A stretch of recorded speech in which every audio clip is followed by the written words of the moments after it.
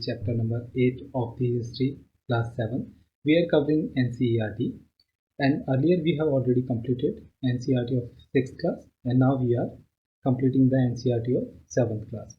So today we will look at the chapter number 8. Before starting the chapter, I would request you to please like and subscribe the channel and also enable the notification to get all the updates related to videos. So let's start the chapter. So in this particular chapter, we will be talking about the devotional part to the divine, which means bhakti moments and the other religious, all the moments which were going on at that time.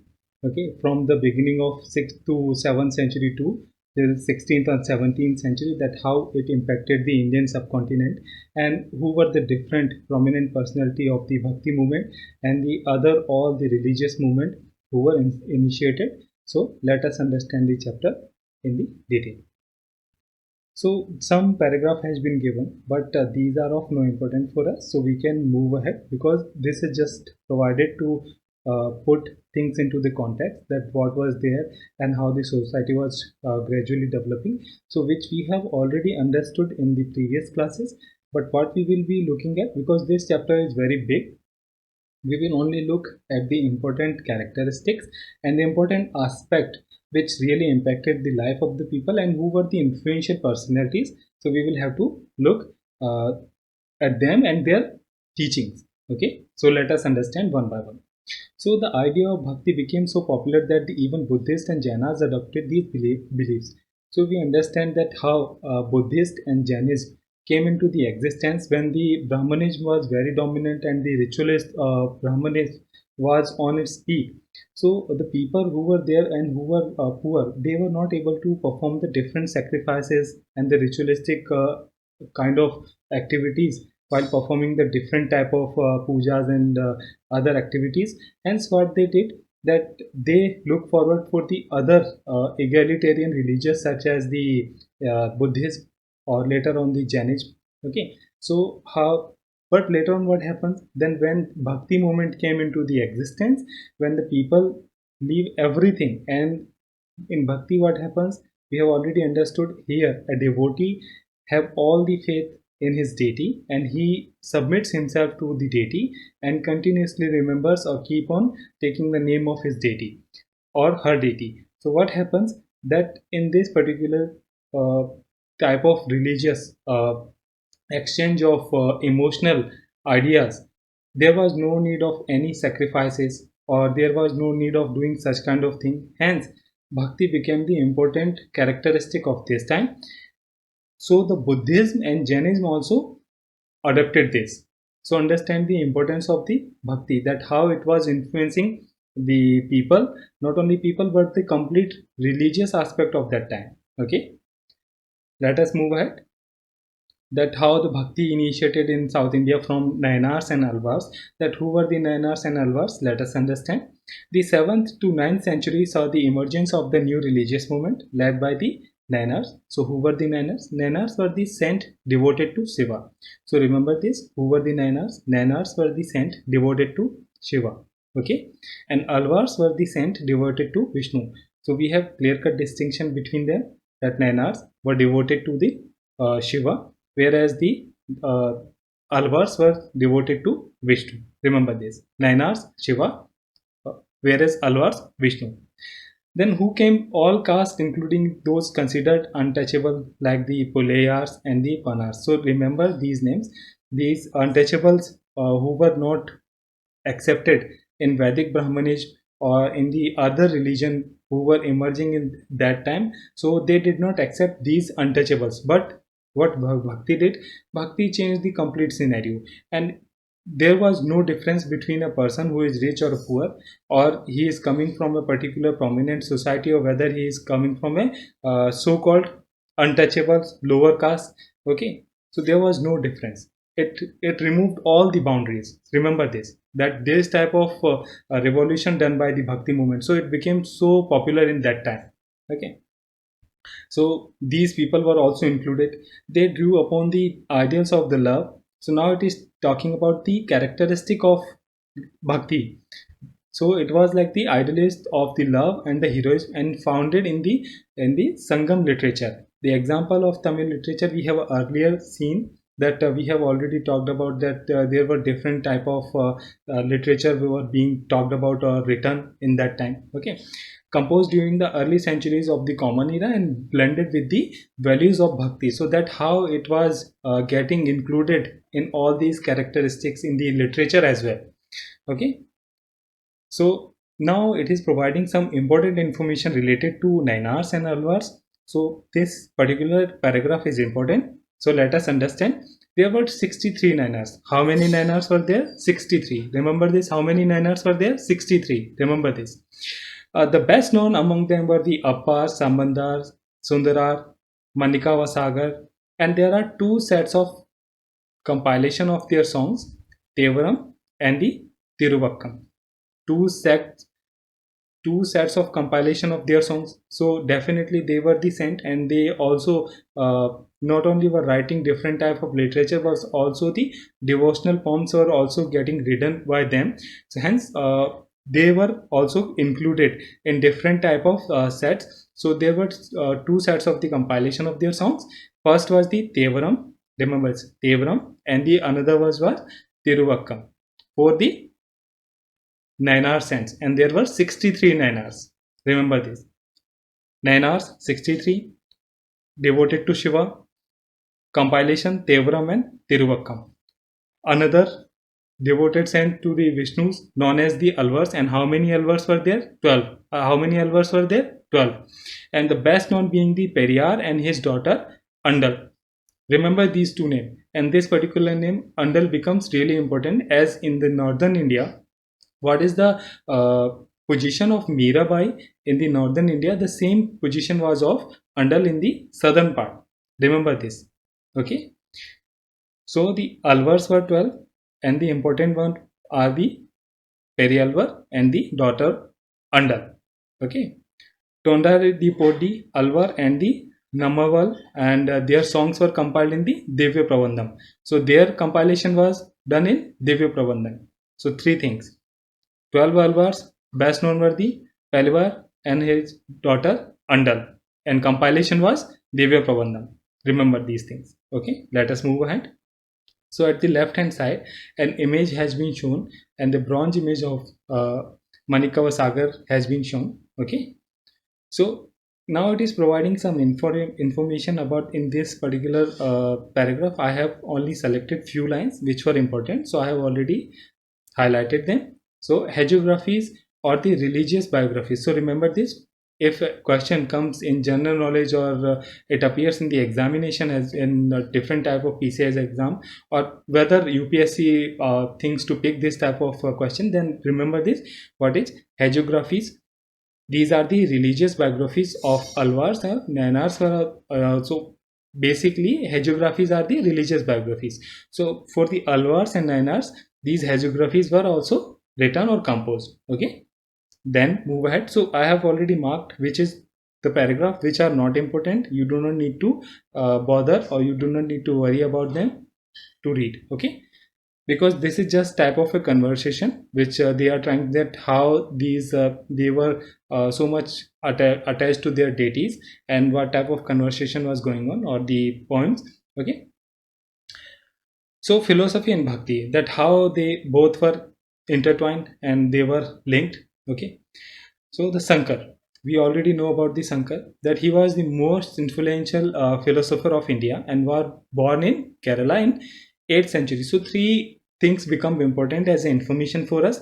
Shankar was born in Kerala and he was born in 8th century. So these three things are important for us. Okay, and what was his advocate? What was his teachings? And he advocated about the Advaita. What is Advaita philosophy? Let us understand. Advaita philosophy, or the doctrine of the oneness of the individual soul and the supreme God, which is ultimate reality. So according to this particular philosophy of the Sankara, what is Advaita? Advaita means there is nothing the dual, means the supreme God and the ultimate reality both are same. Okay, they are not different, hence it is called as the Advaita, which is not dual, which is singular. Okay, so the Brahma and the only ultimate reality was the formless, and without any attributes.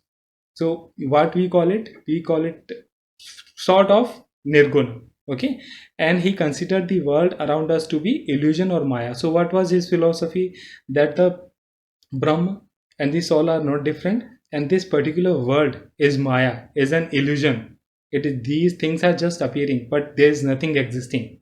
Okay, and he preached the renunciation of, what was his, now his teaching? He teaches that the renunciation of the world and adaptation of the path of knowledge to understand the true nature of Brahma and the attain the salvation. So according to Shankar, what was the path of attaining the salvation? It was the knowledge to understand the true nature of Brahma. If somebody who would be able to understand the true nature of Brahma, he would be called as that he has got the salvation. Okay, remember this, these philosophies. This time also there was a question in UPSC appeared from this particular section. Okay, so remember, these type of questions can be asked again, but for the different personality. So you should be prepared that what was his teaching and how they were emphasizing to attain the salvation. Okay, so now let us talk about the Ramanujan. So Ramanuj born in the Tamil Nadu. So again, there are three important information about Ramanuj. Born in Tamil Nadu in the 11th century. Remember this, and he was influenced by Alvars. Okay, according to him, the best mean of attaining the salvation was through the intense devotion to Vishnu. So Shankara was telling that you need to devote to the knowledge and try to understand the Brahma. But what Ramanuja was telling, Ramanuj was telling that according to him, the best mean of attaining the salvation was to intense devotion to Vishnu. Remember this. And he proposed the doctrine of Visisht Dvaitavad, or the qualified oneness. Okay. What was the philosophy of Shankara? Advaitavad. What was the philosophy of Ramanuj? Visisht Dvaitavad, or qualified oneness. What is qualified oneness? This all, even when united with the Supreme God, remain distinct. So as per him, when the Supreme God and the soul both are distinct, okay, and hence it is called as the Visisht Dvaitavad. Okay, so remember this, that how he was telling to attain the salvation by submitting or by the through the intense devotion to Vishnu, and his philosophy was Visisht Dvaitavad, whereas the Shankara's philosophy was the Advaitavad. Remember this. Now it is talking about the Vasavana's Veer Savage. What was it?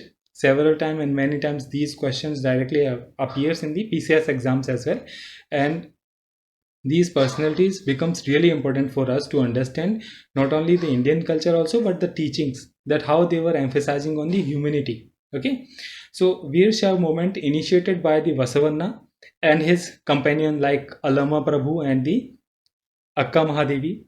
This movement began in Karnataka mid 12th century. When did it start? It started somewhere in mid 12th century. Okay, and who started? Started by Basavanna and his companion like Allama Prabhu and the Akka Mahadevi. Remember this. So Veer Savage argued strongly for the equality of all human beings and against Brahmanical ideas about caste and the treatment of women. So they were clear cut. They were staunch about their thought that they were talking about the equality of all human beings, and they were against the Brahmanical ideas. Okay, whatever there was the different type of caste, they divided it on the basis of the work. So they did not accept it. They clearly denied all these type of arrangements. Okay, so they were also against all form of ritual and idol worship. Hence they became popular, because all those people who were discarded and was not accepted by the other people or other religion, they accepted these things. They accepted the bhakti movement, they accepted the Veer Savage. Okay, so these things, try to understand that who was telling what and how it was influencing other people, and why they were also accepting these different thoughts which was coming into the later portion, right? So now at the left hand side, first we will look at the left hand side. I have marked the important information in two colors. Okay, so let us read first them, then we will move on the right hand side part. Okay, the Vaishnav poet saint of Maharashtra such as Gyaneshwar, Namdev, Eknath and Tukaram were devoted to Lord Vithal. Okay, so these saints, remember this: Gyaneshwar, Namdev, Eknath and Tukaram were devoted to Lord Vithal. Devotion around the Lord Vithal gave rise to the which sect? Varkari sect. Vithal, Varkari sect. And who were the saints? Gyaneshwar, Namdev, Eknath, Tukaram. Okay. So Varkari sects which lay the emphasis on the annual pilgrimage to Pandharpur. So three things remains important for us. First, Vithal was the Lord. And who were the known saints? Saint Gyaneshwar was there, Namdev was there, Eknath was there, Tukaram was there. Okay, and the Varkari sect, all these saints were related to the Varkari sects, and these site of pilgrimage is the Pandharpur. Remember this. Now it is specifically talking about the Maharashtra. So we have already seen the important saint which were coming from the Maharashtra. Okay, and let us understand more about them. The most important among them were the Gyaneshwar, Namdev, Eknath, Tukaram, as well as the women's like at Sakkubai and the family of Chokha Mela, and who belong to the untouchable Mahar caste. So remember this, that who were belong to the Mahar caste. So all these people, like the important sense, we have already talked about the Sakkubais and the family of Chokha Mela, so who used to belong to the Mahar caste. Remember this. Okay, the notion of personal God residing in the heart of all people, like for there are the people and in everyone a God is residing. This was their philosophy, very simple, that do not harm anyone, and everyone is as pious and as important as the God, because God himself is himself or herself is residing into the heart of a person. Okay, so these hence poet rejected all form of ritualism, even rejected the idea of renunciation, and they preferred to live with their families. Because earlier what was happening, that in Brahmanism or in any sect, if we talk about the Buddhism or Jainism, what they were emphasizing, that you need to renunciate your home and you need to meditate and you need to come out of this particular world, then only you would be able to attain the jnana or the salvation. But what they proposed, what type of idea they proposed? They proposed that you do not need to worry about it, you simply just devote to your deity and stay with your family, then also you can gain the salvation. You do not need to leave your home, you do not need to leave anything behind, and just follow the path of devotion. Okay, so we will understand that how it influenced and who were the important personalities who also said the same type of thing. Okay, so the famous Gujarati saint Narsi Mehta, who said that they are the Vaishnav who understand the pain of others. So in Hindi we say, and it was the Gandhiji used this particular poem very much, that Vaishnav jan to tene re kahiye jo peer panai jane re. Okay, so this we have heard a lot. Okay, so it was written by whom? Narsi Mehta. Vaishnav janto tene re kahiye jo peer panai parai jane re. Remember this. So it is talking this. So hence, so they were like the earlier saint also talked about this, that God is residing in each and every person and they should be respected and loved, right? So now let us move ahead, and there will be the different sect of the saints such as Nathpanthi, Siddhas and Yogis, how they tried to attain the salvation and what was their philosophy to attain the salvation and what they preached. A number of religious groups that emerged during the period of criticized ritual, they also criticized the ritual, because all these rituals were type of thing in which a normal person cannot take participation, because these rituals used to have the yajnas and a lot of sacrifices, cattle sacrifice or donation of money, donation of gold, these type of things. So the common masses were not able to do such type of things, and hence they used to feel guilty. And those people who were coming from the so-called lower caste or the untouchables, there was no way for them to get the participation in all these activities. So they were excluded from all these activities. So it was not right. So what they did, these people came out of such type of things, and they clearly said that there is no way that we are going to follow this, and they also opposed all these type of ritualistic thing. Okay, so why I am telling you all this, so you would be getting some information and understanding that why there was the opposition of the Brahmanism and or the other religions such as Buddhism and Jainism, why they were opposed by the Bhakti movement people. Okay, so it will provide you some understanding about that. So these people, they also criticize the rituals and the aspect of the conventional religious and the social order, right? Among them were the Nathpanthis, Siddhachars, and the yogis. They advocated the renunciation of the world. They advocated these Nathpanthis, Siddhas, and yogis. They advocated the renunciation of the world. However, we have already seen the saint of Maharashtra. They emphasized that stay with the family, be there as you may, okay, and just keep chanting the name of your deity, okay. But these yogis, Siddhas, and the Nathpanthis said, renunciate the world, and to them the path of salvation lay in the meditation, and they practice the meditation and the formless your ultimate reality and the realization of the oneness with it. So sort of nirguna bhakti, they propose the nirgun bhakti. Okay, so there was two type of bhaktis like nirgun bhakti, sagun bhakti. So we will understand, if there is no attribute, there is no form of God, okay, so then it is called as the nirgun bhakti. If there is a statue, there is a form of God. If we pray God with certain image, then it is a sagun bhakti. Okay, remember this. So this is the basic difference. The basic, the practice like the yogas and yogashanas, breathing exercises, and the meditations, these were the type of things they used, these saints were doing, these siddhas, nathpanthis.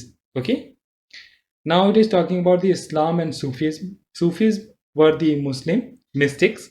Who were the Sufis? Sufis were the Muslim mystics. Remember this. Okay. So it becomes important that sometimes the straightforward simple question can be asked, that who were the Sufis? Sufis were the Muslim mystics. They rejected the outward religious and emphasized the love and devotion to the God and compassion toward the fellow human being. So they were also emphasizing that nothing is important than human, and spreaded the message of love and humanity. Okay, so there's now little bit information about the Islam as well, that Islam propagated the strict monotheism or the submission to one God. In the 8th and 9th century, the religious scholar developed different aspect of holy law, which was called as the Sharia and the theology of Islam. Okay, so gradually Islam became more complex. Okay, and the Sufis often rejected the elaborate ritual and the codes of the behavior demanded by the Muslim religious scholars. So same these type of activities which Sufis were doing, like they were rejecting the ideas of these complex religion. These type of things were done by the people of Bhakti movement. Okay, the Nathpanthis, Yogachars. Okay, so we are understanding, try to connect the dots, that how different religion were talking about the humanism, about the love and affection to value each other. Okay, so let us move ahead and understand.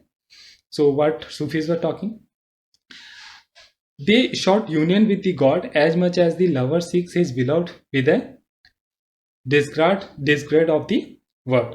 Okay, so like they were saying that they used to love the God in such a manner that a person loves, or a lover seek his beloved with a disregard for the world. Okay, in a manner that there was no difference between God and a lover. Okay, but Islam was not accepting this. This was not accepted to Islam, but Sufis had this idea. So the great Sufis of the Central Asia were the Ghazalis, Rumi, and Sadi, like the Nathpanthi, Siddhas, and Yogis, Sufis too. So which was the thing which we were just talking, like the Sufis, these Sufis also believed that the heart can be trained to look at the world in different way. They developed the elaborate method of using training using zikr. What is the zikr? Chanting of a name or sacred formula. This was called as the zikr.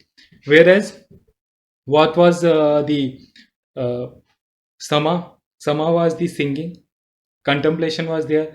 The raqs means dancing. Okay, discussion of the parables, breathing control. So they were also practicing this breathing control type of exercise. Okay, under the guidance of a particular master, and who used to be called as peer. So we have understood the different terms which becomes important.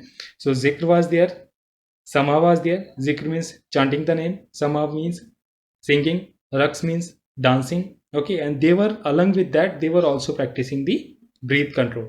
Okay, under the guidance of a master used to called as peer. Thus emerged the silsila. Silsila, what is silsila? A spiritual genealogy of a Sufi teacher. Each was following a slightly different method tarika of instruction and ritual practices. Okay, so this was the belief of Sufis. So remember this, that how idea of Sufis was quite similar to the Nathpanthis and Yogis. However, Sufis were also emphasizing that how God to be loved like a lover. Okay, and at the right hand side we will see an important information has been given. In the Kashmir, the Rishi order of Sufism flourished in 15th and 16th century. Which type of order of Sufism flourished? Rishi order. Remember this, Rishi order in Kashmir in 15th and 16th century. Established by whom? Established by Sheikh Nuruddin Wali, also known as the Nand Rishi, had a deep impact on the life of the people in Kashmir. So these Sufis, this Rishi sect was very prominent in the Kashmir section, and how they impacted, how this their idea influenced the people of the Kashmir. Okay, so remember this, that these name becomes important. Who was the teacher as well? Like the teacher was the Sheikh Nuruddin Wali, also known as the Nand Rishi. Remember this. So now let us talk about the Chishti Silsila was the among the most influential order. It has a long line of teachers such as Khwaja Mohinuddin Chishti, who was in Ajmer, Kutubuddin Bakhtiyar Kaki of Delhi, Baba Farid of Punjab, Khwaja Nizamuddin Aulia of Delhi, and the Banda Nawaz Gisu Daraj of Gulbarga. So remember all these names and the different places where they used to belong. Okay, so these are the important information I have already underlined. So just focus on them. The Sufi masters held their assemblies in the khankas or the hospice. Okay, so let us move ahead. So they were doing the different type of things when they were staying at the khankas. They were discussing. So what was the khanka? Khanka was a type of house or a room which was attached to a mosque, where these prominent saint used to, or these Sufi saint used to go and discuss the different type of ideas related to the religion. Okay, so they were also talking about the humanism and the different idea which they were preaching. Okay, new religious and the development in the north. The period of the after the 13th century saw a new wave of the bhakti movement in North India. So what was this particular movement? Let us see. Some of them, like the Kabir and Baba Guru Nanak, rejected all orthodox religions. So we have already seen that why they were rejecting. But what was happening here, that they rejected all the orthodox religions. Tulsidas and Surdas accepted the existing beliefs and the practices, but wanted to make these accessible to all.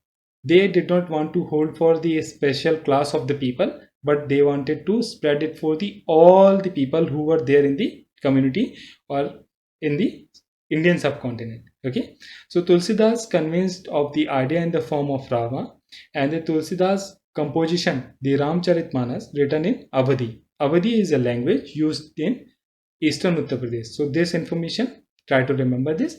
So we will also see about the Surdas. Okay, so this particular map is important. This map, let me mark it. Remember this.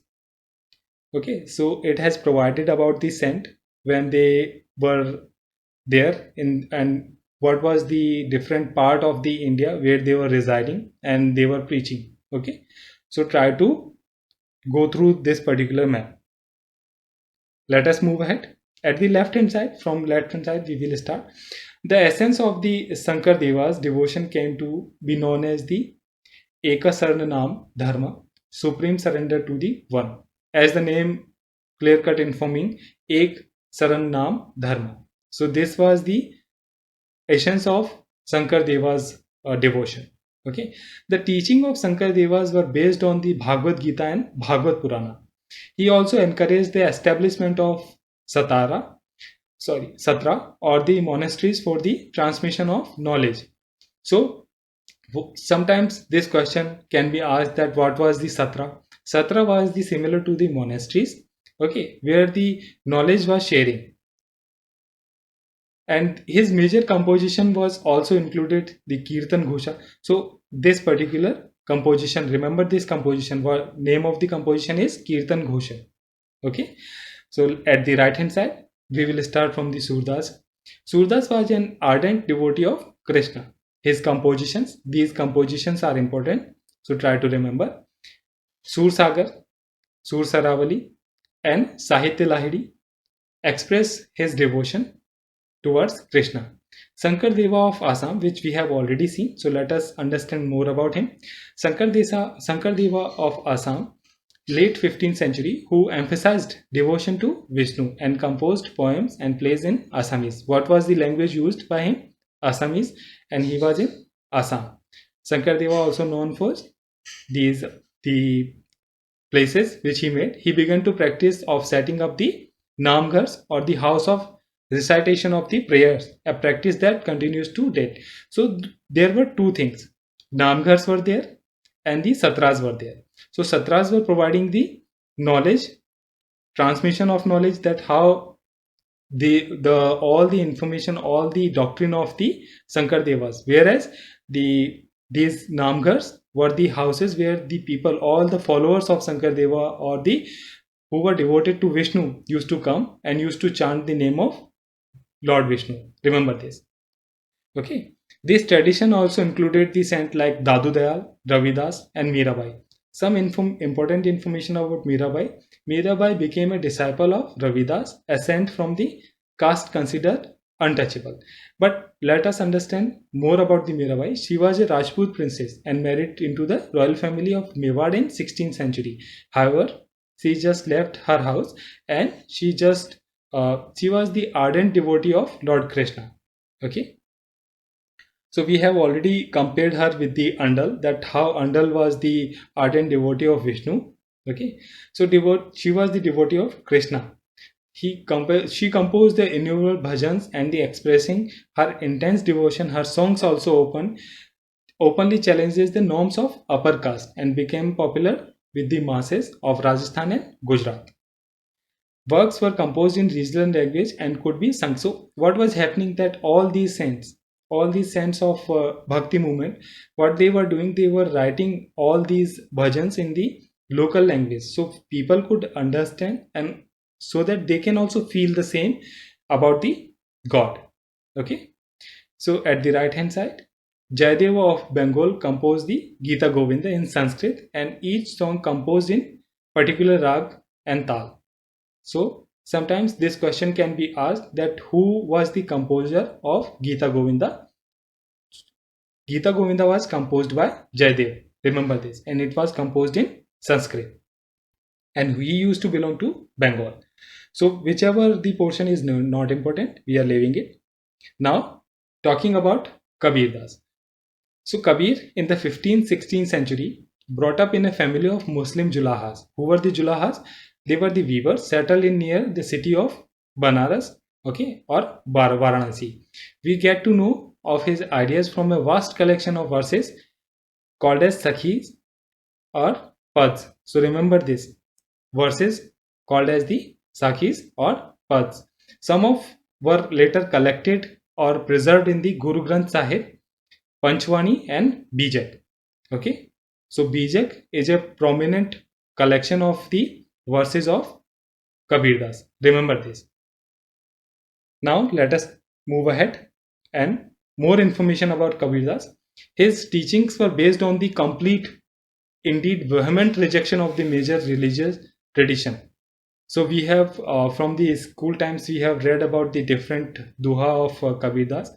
Okay, so he opposed vehemently and he rejected the ideas of these religious traditions. Okay, so he openly ridiculed all form of the external worship of both Brahmanical Hinduism and Islam as well. The language of his poetry was form of spoken Hindi, widely understood by the ordinary people. So what they all were trying, they wanted to appeal the common masses that don't worry if you are not have been included in all these religious type of rituals, then nobody can stop you to gain the salvation if you just follow these type of things, because he was opposing all these religious things and including all those people and providing the power to other people as well, so that they can follow their, as per their feelings, they can follow the particular devotee. Okay, so he also sometimes used the cryptic language, which is difficult to follow.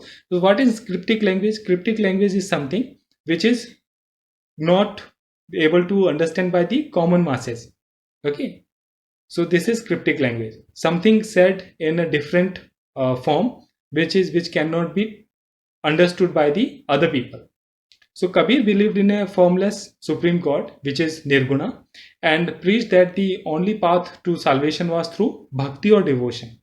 Why am I emphasizing on all these important personalities? Because many times straightforward question can be picked. We have already seen that this time also there was a question, okay, related to the philosophy of Ramanuj. Okay, so we have already seen the philosophy of Shankar, Ramanuj, okay, and we have understood about the prominent personalities such as Kabir Das, Tulsidas, and the Surdas as well, Mirabai, Gyandev, Namdev, Tukaram. All these people were the prominent in the Bhakti movement. So let us understand and move ahead in this particular chapter. So now it is talking about the Baba Guru Nanak. So Guru Nanak Dev was between 1469 to 1539, which was between 15th to 16th century. Born at Talwandi, Nanak Sahib in Pakistan. So where he was born? He was born in Talwandi, Nankana Sahib in Pakistan, establishing a center at Kartarpur. Okay, Dera Baba Nanak on the river of Ravi. So there are 3-4 information which we will look once again. Born in 15th-16th century at Talwandi, Nankana Sahib in Pakistan, established a center at Kartarpur. Where is it? It is in Dera Baba Nanak on the river of Ravi. Remember this. Okay, so what was his ideology? A sacred space thus created by Baba Guru Nanak was known as the Dharmshala. It is now known as the Gurudwara. So what was Gurudwaras called in that time? Dharmshala. Okay. Before his death in 1539, he appointed one of his followers as the successor, and his name was Lehna. But what he did, he came to be known as Guru Angad. Why? Because he signified that he was a part of Baba Guru Nanak himself. Hence, he was called as the Guru Angad. So this question can be asked, that what was the real name of Guru Angad? So he was Lehna. Okay, so Guru Angad compiled a composition of Baba Guru Nanak, to which he added his own in a new script known as Gurmukhi. So what did he do? That he invented a new script known as Gurmukhi. So this credit goes to whom? This credit goes to Guru Angad, that he invented the Gurmukhi. Remember this. The 3 successors of Guru Angad also wrote under the name of Nanak, and all their composition were compiled by the Guru Arjan in 1664. To this compilation were added the writings of the different figures such as the Sheikh Farid, Sant Kabir, Bhagat Namdev, Guru Tegh Bahadur. In 1706, his compilation was authenticated by Guru Tegh Bahadur's son, successor Guru Gobind Singh, and it is now known as Guru Granth Sahib, the holy scripture of Sikhs. Remember this, that who all contributed? and who invented the Gurmukhi. Okay, so all this information becomes important. So where is Talwandi? Where is Nankana Sahib? And where it was situated? Okay, and where later on, after traveling for several years, where the Nanak Sahib settled ultimately. Okay, so this place which we have already seen was at the on the bank of river Ravi. Okay, Dera Baba Nanak. Okay, remember this. So we have already understood this part as well. So by the beginning of the 17th century, the town of Ramdaspur, so now it is known as Amritsar, had developed around the central Gurudwara called as Harmandir Sahib, the Golden Temple. The Mughal Emperor Jahangir looked upon them as the potential threat. To whom? To Sikhs. That these are the potential threat for the throne of Delhi. Hence, what he did, that he got him executed. Okay, so he got him executed in 1606. To whom he got executed? He got executed Guru Arjan. Remember this. And who did this? Mughal Emperor Jahangir.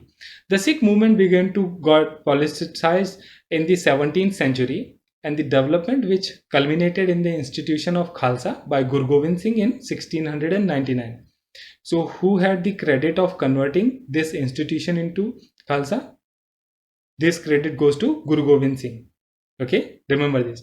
The community of Sikh called as the Khalsa Panth became a political entity after that, after establishing the Khalsa Panth. So now more information about the Baba Guru Nanak.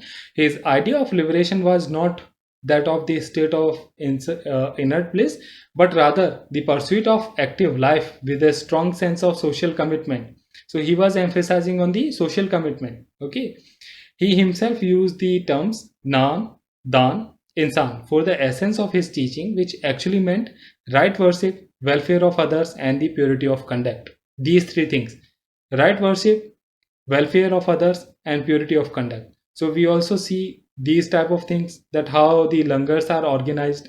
Okay, how the different seva has been offered by the Sikh community. Okay, so his teachings are now remembered as the Naam Japna, Kirt Karna, Vand Chakna, which also underline the importance of right belief, worship, honest living, and helping others. So it was, he always emphasized that how a person can help others and how he can live an honest life. Okay. So Baba Guru Nanak's idea of equality had social and political implication.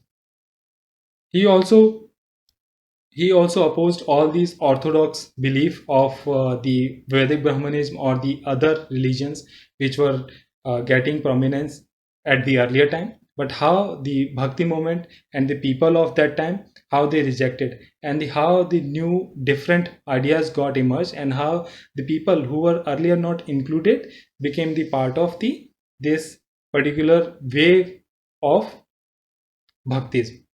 So this was all which we have covered. We have covered the prominent personalities. We have understood about the philosophies. Okay. So try to understand. Try to go through the questions of past years. Okay. So you can go ahead and look at the papers for 5 years and understand the trend. And accordingly, you will understand that why these NCERT and the different things which I have already underlined becomes important. Okay. Try to revise them and keep learning. If you have not subscribed the channel, then subscribe it, and also share this initiative with your friends and fellow aspirants. And I will see you in the next chapter. Till then, bye.